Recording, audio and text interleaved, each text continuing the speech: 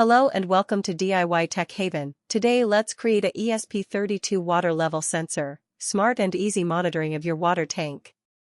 Introduction.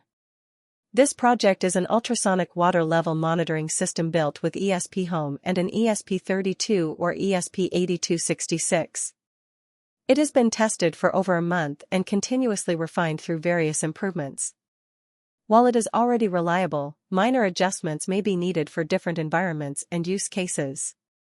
Suggestions and ideas for further enhancements are always welcome. Requirements: microcontroller, ESP32, compatible with other variants, but not tested. Sensor, JSN SR04T waterproof ultrasonic distance measuring module. Integration, ESPHome or Home Assistant with ESPHome. Water tank setup. First, mount the JSN SR04T waterproof ultrasonic distance measuring module to the water tank. After testing multiple positions, I found that water condensation is the biggest challenge. To overcome this, I developed a reliable mounting solution that works effectively. Fabricate a pipe according to the provided graphical reference. You can use either the main outlet or the service outlet of the tank. However, be aware that using the main outlet may result in inaccurate readings when water is being used heavily, as the water level in the pipe may drop significantly. For more stable measurements, I recommend using the service outlet or any other suitable method based on your setup. Mount the sensor as shown in the reference, ensuring there is an air gap. This air gap is essential because it minimizes the impact of condensation on the sensor's accuracy. If possible, use a 1.5 or 2 pipe, as this allows for easier alignment of the sensor towards the bottom of the pipe. ESP32 setup. Connect the JSN SR04T pins to the ESP32 as shown in the reference image. Since the JSN SR04T operates at 5 volts, ensure that the ESP32 is also powered with 5 volts. If you are using 3.3 volts for the ESP32, provide a separate 5 volts power supply for the JSN SR04T. In this case, both power supplies must share a common ground to function correctly. Simply connect the ground pins of both power sources together. Lastly, don't forget to connect the JSN SR04T to its ultrasonic sensor module. ESPHome setup. Use the code provided in the video description and modify it as needed. If you're familiar with basic ESPHome configurations, you should be able to follow along. However, if you need help, let me know in the comments. If there's enough interest, I'll create a basic ESPHome tutorial in the future. For the initial test, comment out the filters section in the depth in meters sensor and set the update interval to 5 seconds for faster updates.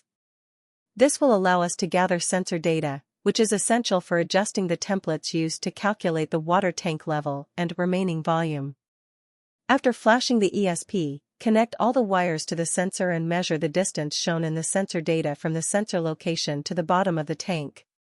You can retrieve this data using the ESP web portal or Home Assistant. Alternatively, use a tape measure to manually measure the height from the tank bottom to the sensor. Record all measurements in centimeters. The sensor output is in meters, so multiply it by 100 to convert it to centimeters. Also, measure the distance from the tank's full level to the sensor. Now, check the attached code. There is a small tutorial explaining how the original author calculated the water tank level and remaining water tank volume.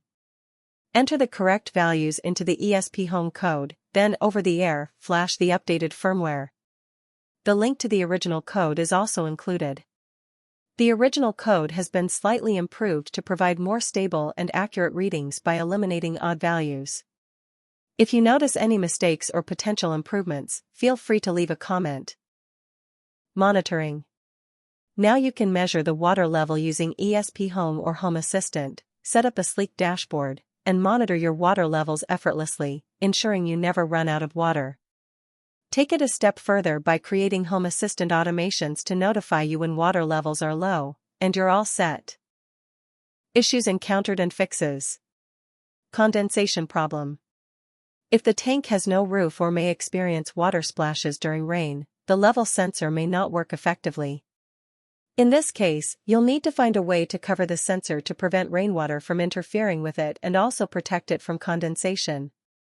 A protective enclosure or housing that keeps the sensor dry while still allowing it to function properly could be a good solution. Data inaccuracy due to sensor echo. Occasionally, ultrasonic pulses bounced inside the pipe, leading to sporadic inaccurate readings, example, a sudden jump from 1 m to 1.5 m. The ultrasonic sensor allows manual configuration of pulse firing and receiving intervals, reducing these errors. However, since this required advanced tuning, I opted for data filtering in ESPHome. New owners of the sensor. In tropical countries, a new owner for your sensor may appear, the spider. Keeping this little guy out of the sensor can be quite a challenge, but I came up with a clever solution.